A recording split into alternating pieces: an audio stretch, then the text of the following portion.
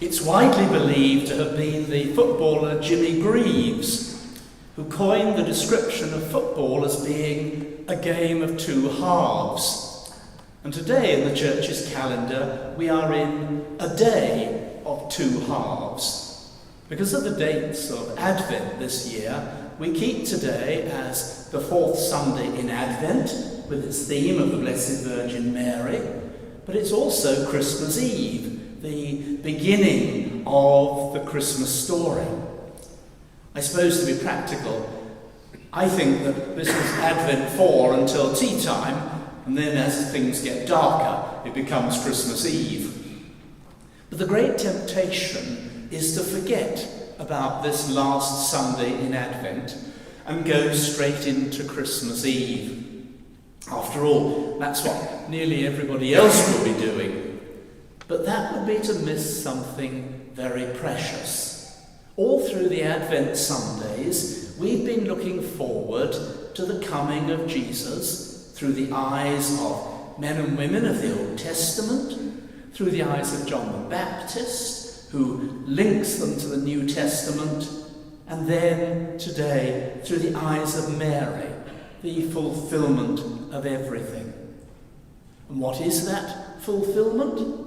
A great leader? A great general? A great thinker? No, it's a young girl, frightened and unsure. Don't be frightened, says Gabriel.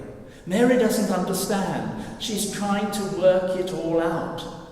Very often the traditional pictures of the Annunciation, as we call it, show Mary calm and composed, either kneeling in prayer or sitting with perhaps a book on her lap. But the painting that for me is closest to the story is by the pre-Raphaelite painter Dante Gabriel Rossetti. His Mary looks as though she's just been woken up and is very frightened and is cowering in a corner.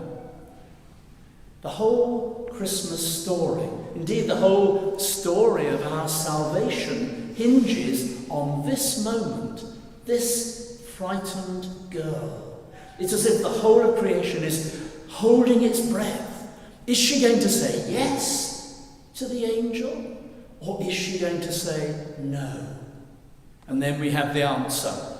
Then Mary said, "Here am I, the servant of the Lord. Let it be with me according to your word." Now we know how the story goes on. We know about Christmas Eve, the angels, the shepherd, the baby born in a stable. But at this point, Mary doesn't. There's a real chance that her fate will be that of an unmarried mother in those days. It needs a tremendous act of faith on her part. And as we look back, we see it as a supreme example to us all of just what having faith in God can mean. It means trusting when things just do not make sense, when there are no guarantees that, humanly speaking, all will go well. It means seeing God's plans at work already in the world, thinking, if you like, God's thoughts after him. In this case, for Mary, it's her relative Elizabeth, well past childbearing age, we're told, but now into the 6th month of her pregnancy. Is it just a very unlikely medical chance, or is this too thinking God's thoughts, another part of his plans? It's very tempting this morning to get on with things and get stuck into Christmas Eve. After all, there's so much to do.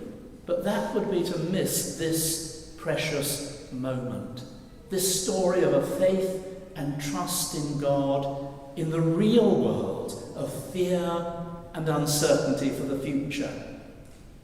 It's a day of two halves today, and this half is very precious too.